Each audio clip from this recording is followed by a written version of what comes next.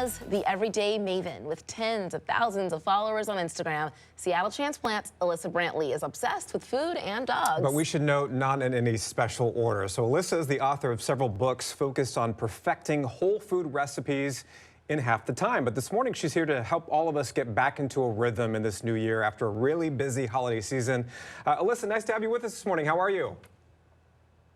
Nice to be here. Thank you both so much. Of course. Thank you for joining us and Happy New Year. First sort of explain what it means to get back into a rhythm.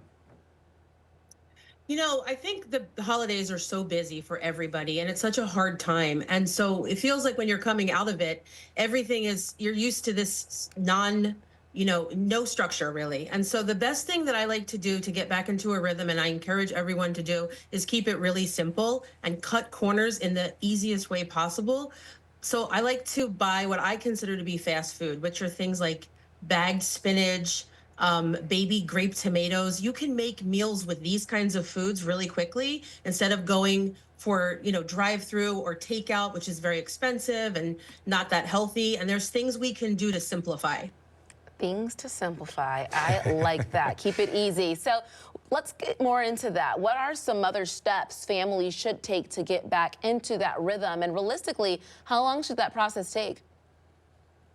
I think families should make sure that every family member is involved in making the rhythm, go seamlessly. So there's things that everyone can do, from the youngest kids to teenagers, or if it's a two-parent household or whatever. Everyone can have a role, whether it's emptying the dishwasher or putting away laundry or emptying, making a grocery list. There's ways to take some of that load off of parents so that they can get back into the rhythm without that heavy load that feels so stressful.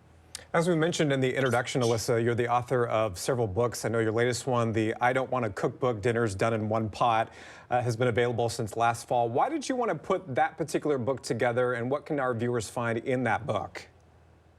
Yeah, so I'm really excited about this project. My first cookbook is also called the I Don't Want to Cookbook, but it was more of a general book covering all the different courses of the day. This book just focuses on dinners. And what I wanted to do was really show families and working people that you don't have to spend hours in the kitchen to make a healthy meal.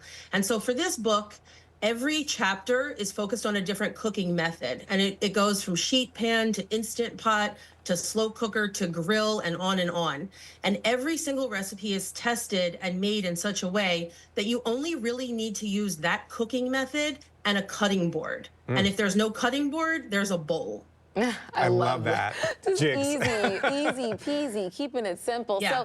So with so many families being stretched for time, what is your advice for creating healthy, delicious meals that don't take much time and, something that everyone in the family will enjoy too? Absolutely. The book covers so many different types of cuisines because everyone has a different taste profile and not everybody likes the same thing. And so what I like to do is use real food that like I said before, I consider fast food, like baby spinach, rotisserie chicken, already shredded cheese. There's so many shortcuts that are in the book that show families that they can put together an amazing, delicious meal without sacrificing flavor in very, very little time. There's shortcuts on top of shortcuts and ways to continue to make these meals in 10 minutes, 15 minutes, even 5 minutes. There's an index in the back that allows you to pick the recipes you want by the amount of prep time. And some of these recipes have 5 minutes or less prep time, but all real food. That's awesome. How did you develop these? Was it based off of personal experience with family and that sort of thing? How did you develop them? Well, I do have two children.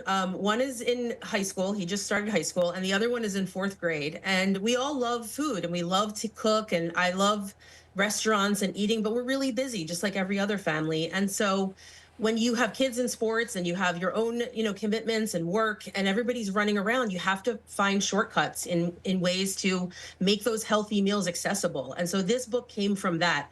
from my own struggles, as well as the people who follow my website and follow me on social media, and just hearing their concerns time after time again, I just wanted to create a collection of recipes that would allow families to find the recipes that work for them. Some, like I said, there's a variety of cuisines so that people can find the ones that are the best fit for their family.